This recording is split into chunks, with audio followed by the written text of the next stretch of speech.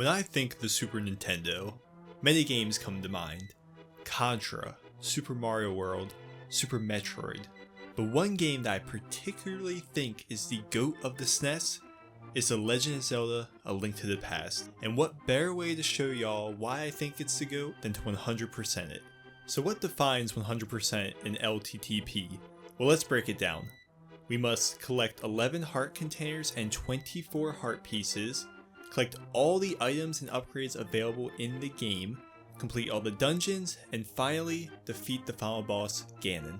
Of course, I always aim to complete my 100% on original hardware, but sadly I do not have my SNES anymore, so I use the GBA version. With the challenge laid out, let's find out how hard it is to 100% The Legend of Zelda: A Link to the Past.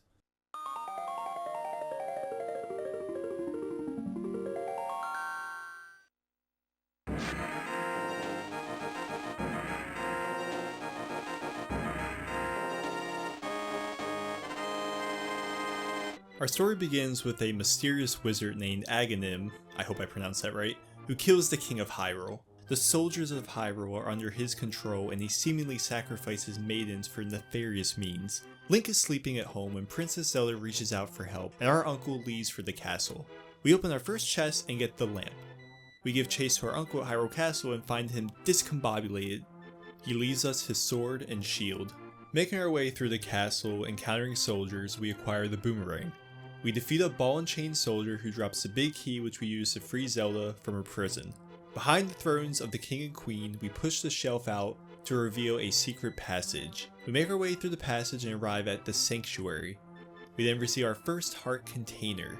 As we travel across Hyrule, we find ourselves within the Lost Woods. Within, we can officially grab our first heart piece, as well as a mushroom. In Kakariko Village, we drop into a hole and grab bombs, which we use to grab our second heart piece. We find ourselves a moss-covered building and grab our third heart piece. For a low price of 100 rupees, we get our first bottle, and find our second bottle in a house in Kakariko. A sick kid loans us his bug-catching net, and we use some bombs to make some renovations. This reveals a secret minigame, the 15-second game. We beat the game in 9 seconds to grab our fourth heart piece. With the mushroom we got in Lost Woods, we give it to a witch and in return we get the magic powder. Before we can tackle the first dungeon, we must find an elder named Sasharala, so we ask his wife where he is. Turns out his son in Kakariko states he went to the East Palace. We make our way to East Palace, the first challenge of the game. This dungeon really likes to throw balls at us, but we persevere and grab the big key. Using said key, we can grab the bow and arrow, and yes, it's already boss time. The boss of this dungeon is the Armos Knights, hopping Goombas that hate arrows. We take down the knights and grab a heart container. We also grab the Pendant of Courage, one of 3 pendants we must collect. We find Sasharala finally, who is impressed we defeat East Palace and gives us the Pegasus shoes, which allows us to dash great distances. We use our new shoes to grab the Book of Mudora. With the ability to crush stones, we grab our 5th heart piece. We enter the swamp ruins and we drain the water out of the swamp to grab our 6th heart piece. We find a cave and blow it open to grab the golden bee as well as the ice rod. We head to the Desert of Mystery, the next location of the second pendant, to grab our 7th heart piece. We use the Book of Mudora and pray to open the way to Desert Palace. Like the East Palace, we avoid more balls to grab the big key and we use it to grab the Power Glove, which allows us to lift stones. Outside the dungeon, we grab our 8th heart piece. Back inside, we use our trusty lamp to move the wall and challenge the boss, Landmolus.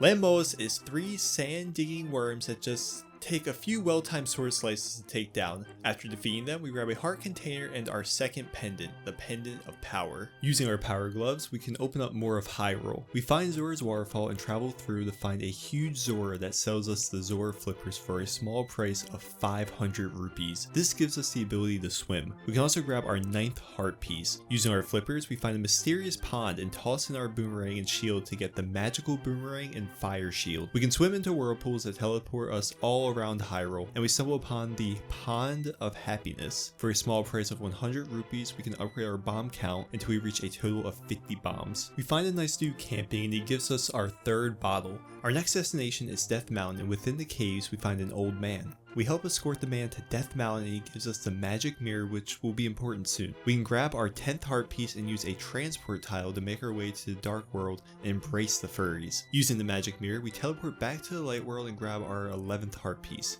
Now it's time for our third dungeon, the Tower of Hera. Of course, we use our lamp to get lit and grab the big key. We fall down a crevice and get the Moon Pearl. We do battle the boss of the Tower of Hera, Moldorm, who can knock you off the arena and reset the fight. We must hit the giant worm in the tail a few times and the boss goes down and we collect another heart container. We grab our third and final pendant, the Pendant of Wisdom. With the 3 pendants gathered, we make our way back to the Lost Woods. We find a pedestal and go to pull it up as the 3 pendants gather in the air, allowing us to yoink up the Master Sword, the evil banishing blade. With the Moon Pearl, we now stay human in the Dark World. Using our book, we grab the Ether Medallion, one of 3 medallions throughout Hyrule. Back at the Sanctuary, we're told Zelda's been taken by Ganon. Now it's time to head back to Hyrule Castle. In order to head deeper, we must use the Master Sword to destroy a barrier protecting the interior of the castle. We crash Agonim's party and he makes Zelda go poof. Now we must do battle with the evil wizard. The fight itself is just like Phantom Ganon from OOT. We must volley his magic attacks back at him to damage him. After some hits, the evil wizard is defeated, but before he goes, he pulls us into the Dark World and we're told we must free 7 maidens that were captured by the wizard. On the side of the pyramid, we grab our 12th heart piece. We toss a skull into a pond and we are rewarded with the Quake Medallion. We head back to East Palace area and meet a monkey friend, and the monkey opens the entrance to the first dungeon in the Dark World, the Dark Palace. We grab ourselves the big key and acquire the magic hammer. We challenge the boss Helmasaur and we must use the hammer to break the mask it wears. We deliver a final blow and Helmasaur goes down. We collect a heart container. We obtain our first crystal and save our first maiden. Before we head into the second dungeon, we collect our 13th heart piece as well as upgrading our arrow capacity to its max of 70. We snag our 14th heart piece inside of a cave, and in the Dark World we find a creature on a stump who tells us about his flute he lost and gives us a shovel to find it for him.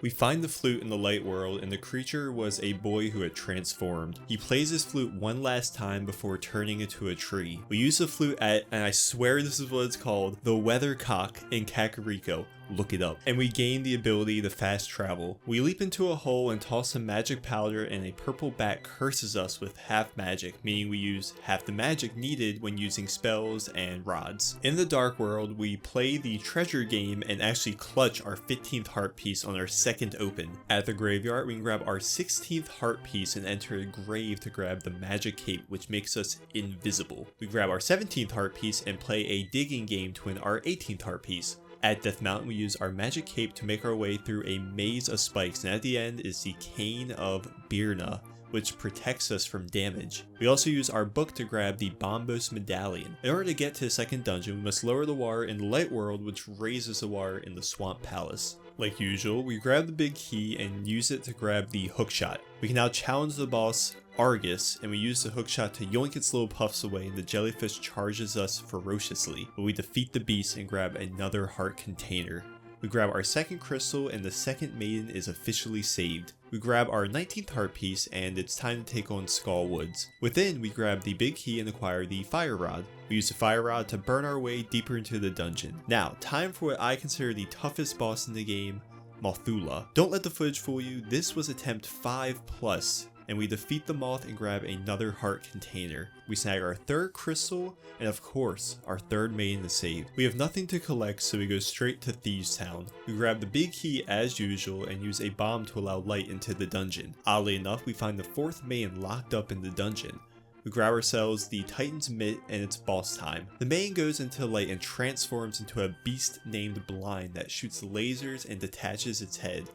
We take down the headless beast and grab another heart container as well as our fourth crystal, saving our fourth maiden. In the Dark World, we find a frog friend that claims he used to live in Kakariko Village. We take him to the Light World and turns out he's the blacksmith's partner and offers to upgrade our sword for 10 rupees. We receive the Tempered Sword, which has a nice orange glow to it. With the magic hammer, we can get our 20th heart piece. We find ourselves a chest that follows us around and we bring it to a man who opens it and we get our final bottle. We grab ourselves our 21st and 22nd heart pieces as well. Now, Ice Palace time, one of the more annoying dungeons in the game. We grab ourselves the big key and use that to grab the blue mail, which reduces damage we receive. We take on the boss Cold Stare. We use the Bombos Medallion to nuke the ice right off it and splits into 3. With a combination of the fire rod and our sword, we defeat the Eye Cloud things, and we grab another heart container. We collect our 5th crystal and save our 5th maiden. We use the ether medallion to reveal our next dungeon, Misery Mire. We scoop up the big key and acquire the Cane of Sumaria, which lets us make blocks. For the boss, Vitrios, I hope I said that right, we use our Cane of Birna to be invincible and quickly dispose of the boss and grab another heart container. We get our 6th crystal and save the 6th maiden. Before the final dungeon, we grab a super bomb and use it to reveal a hidden fairy fountain. The fairy upgrades our sword to the golden sword and gives us the silver arrows, the only way to kill Ganon. We head back to Death Mountain and grab our 23rd heart piece. We solve a little hammer puzzle and we're atop Turtle Rock. We use a Quake medallion and the dungeon is opened. Within, we solve a little fire puzzle and traverse some tubes to grab the big key. Before we use it, we actually go and grab the final heart piece in the game. We acquire the mirror shield and it's boss time. The boss is Trinex, who has 2 elemental heads that get nuked by our fire and ice rod. After the heads are destroyed, the beast explodes and we collect our final heart container.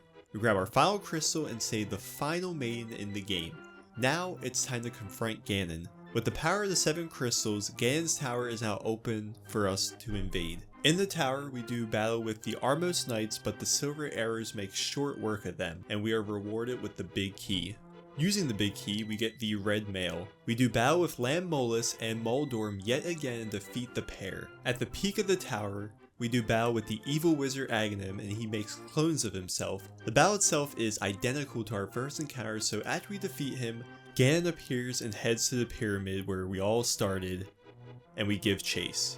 At last, it's time for the final battle of the Link to the Past. We dive into the pyramid and begin our battle with the pig. The first phase of the fight is pretty simple as Ganon just teleports around the arena and you give chase. The tricky part is when Ganon turns off the lights and becomes invisible. However, we light the room with our trusty torch and we use a silver arrow to deal the final blow to Ganon. With Ganon defeated, we acquire the Triforce and the King of Hyrule has returned to Hyrule once again. Our uncle is better from getting bopped at the beginning of our journey as well. The crazy thing about this 100% is it only took me 2 streams to complete, so I kinda steamrolled this game. I love Link to the Past, I'm glad to have 100%ed it. If you enjoyed this video, please feel free to drop a like and maybe sub to the channel for future 100%s. Thanks for watching.